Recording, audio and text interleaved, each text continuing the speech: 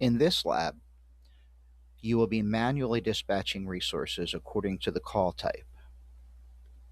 You'll begin by entering a random address. We'll just assume that a caller has called and given you this information. We'll select a call type, which is at your discretion. I'm going to use something very simple.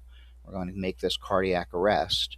And the priority level in this system defaults to emergency. If this was something less urgent, then you would have to manually downgrade that.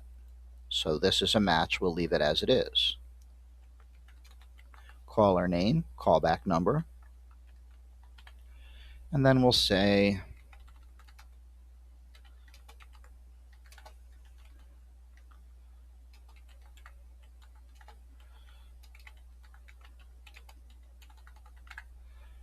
now we have all of the information we need from the caller in order to dispatch. There may be follow-up questions you will have for a caller, but we have enough information right now that we can begin to dispatch while we get answers to any additional questions. At this point, you would tell the caller, I have help on the way, I have additional questions for you. Now, we're going to create the call, and we're going into our dispatch. You notice that after I created the call, it gives me a call number. Okay, this is call 3, and it's cardiac arrest. It tells me where that is, and a timer has started. This timer is important because most agencies are recording the amount of time it takes from a call intake to the time it is dispatched, and that typically is between 60 and 90 seconds that we'll have to complete this dispatch. It doesn't mean we have to complete the call within that time, but we need to have units on their way. Now, in this window, I have available units. It's telling me there's an engine and another 2 engines, a ladder, a medic, 2 more medic, an ambulance. There's 3 of those. So I click on the call, and I'm going to choose a resource. This is cardiac arrest priority 1. We know we're going to need a medic for that. In some situations, some districts, they'll send a police car with that. And I'm going to set them en route.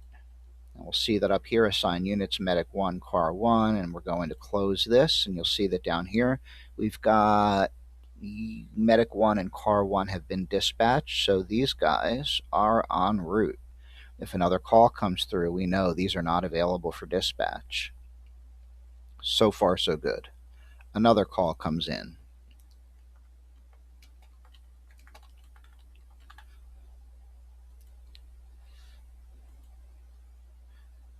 Again, priority urgent for structure fire.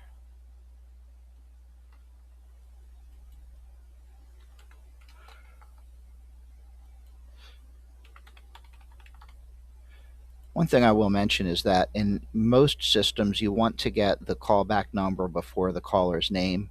Our priority would be location, callback number, call type or description of what they're calling for, and the least important thing we need to know in the initial call taking is their name. So typically that would be next in line. It just depends how your CAD is arranged on screen.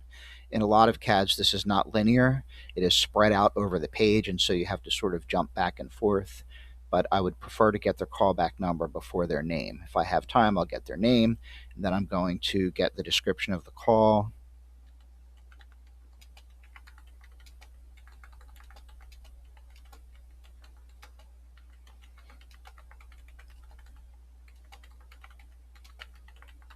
I now have enough information to create the call and then begin the dispatch. That doesn't mean that I may not have follow-up information to get from the caller, but right now I have the information I need to get dispatch started.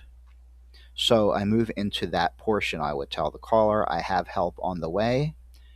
I have additional questions for you. And before I get into that phase, I need to make our dispatch. If you're the call taker and the dispatcher, you have to multitask here. I'll be getting information from the caller, but I'm going to tell them, just hold for just a moment. I'm going to get that resource dispatched to you. Just give me a few seconds. I'm still here. Assure them that you're still on the line. I'm going to send engine 1 and at least EMS to go with that. An ambulance in this context would be a BLS ambulance. Don't know yet that I need a medic. We just assume that if we're dispatching for a house fire, an ambulance is probably a good thing to dispatch as well. I'm going to set them en route. I'm going to close. You now see that that activity is in the dispatch log. It's showing my available resources, and here's my 2 active calls. Now, from the first call, I get radio traffic saying Medic 1 and Car 1 are on scene, so I'm going to set them on scene and close. You can see in our dispatch log, on scene. And our structure fire, we also get on scene. We'll go close those 2 out. Now, I sent call 3 before I sent call 4. Radio traffic comes through and says, we are clear. We have taken care of this situation. We're going to clear those units. And because those units are clear, I'm going to go ahead and just clear the call and put those units back into available status. Eventually our structure fire clears. I'm going to clear these units, and I think I'm going to close that call as well.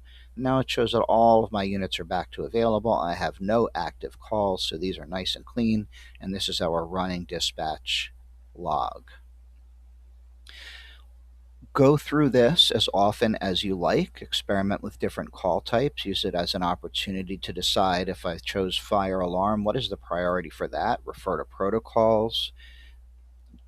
Learn to juggle units, availability, keeping track of what's available and what is not, making sure that you're taking these in and out of service as needed. And when you're confident with this, you'll be ready for your 4th and final lab, which is going to be an AI call taker, which is going to be very realistic. It's going to feel and sound like a real person on the other line. This person is going to be unpredictable, and you'll need to enter information according to the call in real time. When you feel confident with this, you can move on to the next unit.